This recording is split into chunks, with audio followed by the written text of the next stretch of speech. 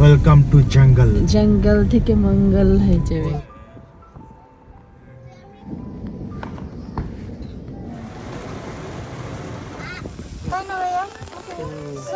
ফায়ারে দাও।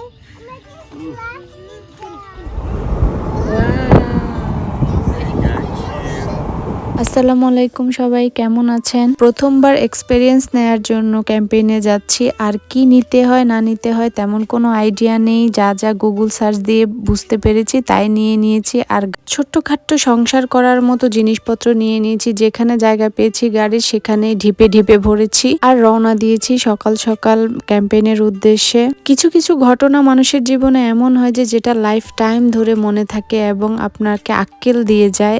এই এক্সপেরিয়েন্সটাও ঠিক সেরকম একটা এক্সপেরিয়েন্স। জায়গাটা যদিও মহা সুন্দর, এটা এক্সপ্লেইন করা যাবে না আপনাদের সাথে। এত সুন্দর, মাশাল্লাহ মাশাল্লাহ, যেদিকে তাকাচ্ছি সেদিকে সৌন্দর্যে ভরপুর। তবে জঙ্গল চারপাশে, একটু তো ভয় লাগছে। রাতের বেলা কি না কি চলে আসে। এখানে তো আর বাংলাদেশের মতো এমন না যে শুধু সাপ পাওয়া যাবে আর তেমন কোনো অ্যানিমালস নাই। এখানে মোটামুটি সব ধরনের অ্যানিমালস থাকে, যেমন ধরেন হরিণ, শিয়াল, তারপরে বন্য বিড়াল, বাঘ, এই টাইপের অনেক কিছু থাকে। বাট ভিউ দেখেন অসাধারণ সুন্দর, যেটা আপনাদেরকে আমি আমার ভাষায় প্রকাশ করতে পারবো না, বা দেখেও সম্পূর্ণ ভিউটা আপনারা ফিল করতে পারবেন না। আমি কেন বললাম কিছু ঘটনা মনে একদম দাগ কেটে যায়, সেটার কারণ হচ্ছে আমরা অনেক ভয়াবহ একটা এক্সপেরিয়েন্স করেছি এখানে, যেটা আমি হয়তো আপনাদেরকে বলার চেষ্টা করব কিন্তু বুঝাতে পারবো না। সেই মুহূর্তটা খুব শখ করে ক্যাম্পেইন করতে আসছি, তাও আবার ছোট ছোট দুটা বাচ্চা নিয়ে। আমি যে একা এসেছি তা না, আমরা 5টা ফ্যামিলি একসাথে আসছি এখানে।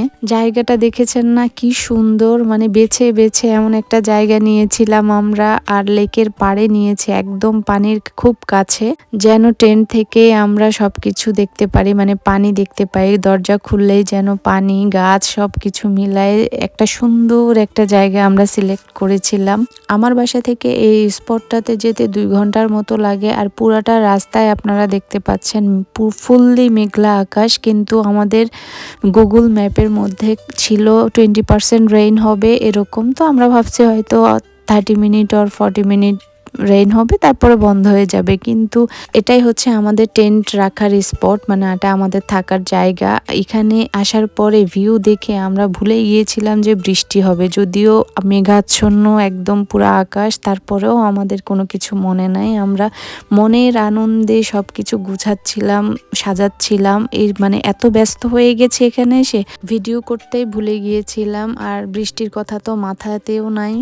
দেখেন আরহাম আসার সঙ্গে সঙ্গে সে তার খেলনা নিয়ে বের হয়ে গেছে, যে সে পানিতে গোসল করবে, খেলবে, ইত্যাদি ইত্যাদি। অনেক মজার একটা প্ল্যান ছিল আমাদের। আর গাড়ির দিকে প্লিজ তাকায়েন না, কিছু বললেন না, পুরো একটা ট্র্যাশ হয়ে আছে আমার গাড়ি। যেখানে জায়গা পেয়েছি সেখানেই আমি জিনিসপত্র রেখেছি। কি লাগতে কি লাগে আমি তো আর জানি না কি লাগবে, এজন্যই আমি এই সব জিনিস নিয়ে আসছি। আর দেখেন মাশাল্লাহ কি সুন্দর, আমি আপনাদেরকে ভাষায় প্রকাশ করতে পারবো না।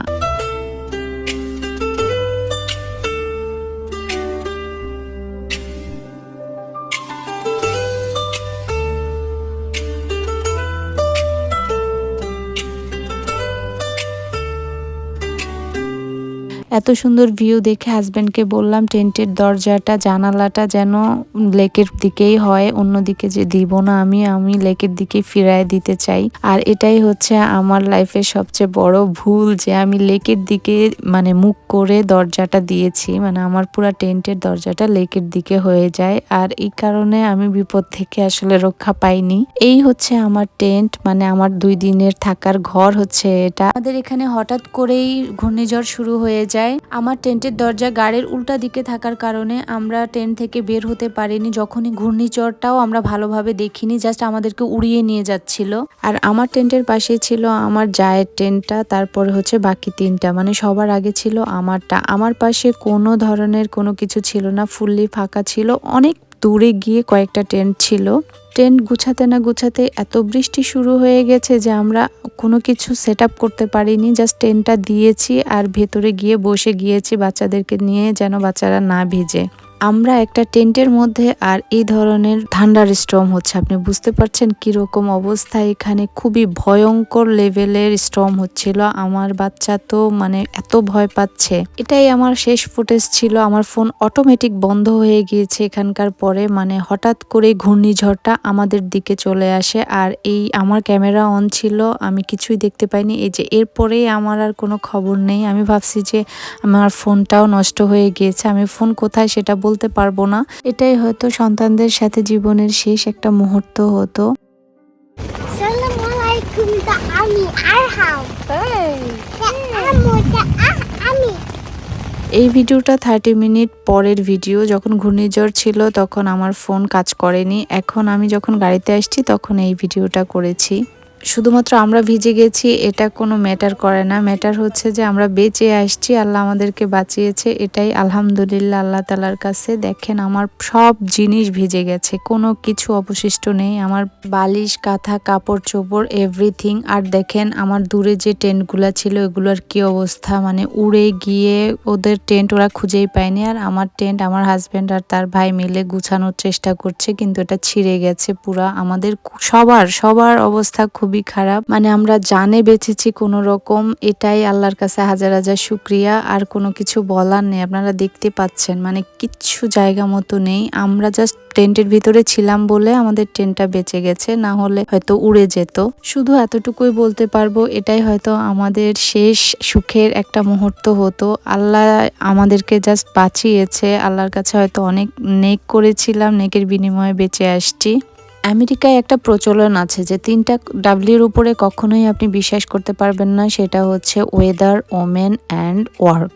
বিশেষ করে যারা আমেরিকায় থাকেন আর আমার এই ভিডিওটা দেখছেন তাদেরকে বলবো, আপনারা এখানে খুবই প্রচলন আছে যে ক্যাম্পেইন করে, আপনারা ক্যাম্পেইন করতে গেলে অনেক কিছু জেনে বুঝে তারপরে যাবেন। আর মাস্ট মাস্ট মাস্ট যদি 10%ও ওয়েদার যদি খারাপ দেখায় বা 10%ও রেইন দেখায় তাহলেও আপনারা ক্যান্সেল করে দিবেন আপনাদের ক্যাম্পেইন বা আউটিং। এটা খুবই ডেঞ্জারাস, কখন যে কি হবে কেউ জানে না। আর ঘূর্ণিঝড়, ও মাই গড, মানে আমি আপনাদেরকে বুঝাতে পারবো না। ঘূর্ণিঝড়ে সেদিন 30 জন মানুষ মারা গিয়েছে অল ওভার দ্য ইউএসএ, মানে যেখানে যেখানে এরকম ঘূর্ণিঝড় হয়েছিল সেখানে, মানে আমরা যে ঘূর্ণিঝড়ে কবলে পড়েছিলাম সেখানে পুরা ইউএসএ তে প্রায় 30 জন মানুষের মতো মারা গিয়েছে। ম্যাক্সিমামই যারা বাইরে ছিল তাদের এই হালটা হয়েছে যেমনটা আমাদের হয়েছিল। তো এই ঘটনার পরে হচ্ছে বাকি ওদের টেন্টগুলো ভালো ছিল, একটা ভাই শুধু ইনজোর্ড হয়েছে, তার গায়ের উপরে গাছের মানে ডাল ভেঙে পড়েছে, তো তার পিঠ ছিলে গিয়েছিল।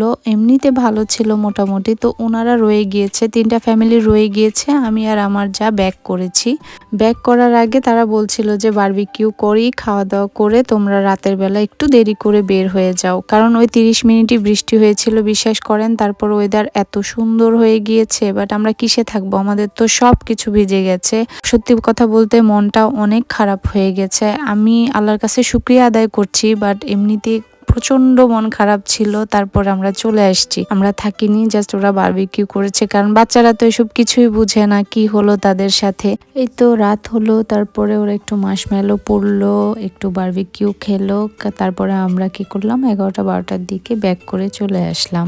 আমি আর আমার হাজব্যান্ড আমরা দুজন শুধু চেষ্টা করছিলাম যে শুধু কোনোভাবে আমাদের বাচ্চাগুলাকে যেন বাঁচাতে পারি, মানে বাচ্চাগুলার গায়ে যেন কোনো কিছু ব্যথা তারা না পায়। আমরা যত পিলো ছিল, কাপড় চোপড় যা ছিল সবকিছু দিয়ে ঢেকে রাখছিলাম। আসলে মৃত্যু যখন আপনার মুখামুখি চলে আসবে তখন আপনার সবচেয়ে আগে আপনার সন্তানের কথা মনে পড়বে।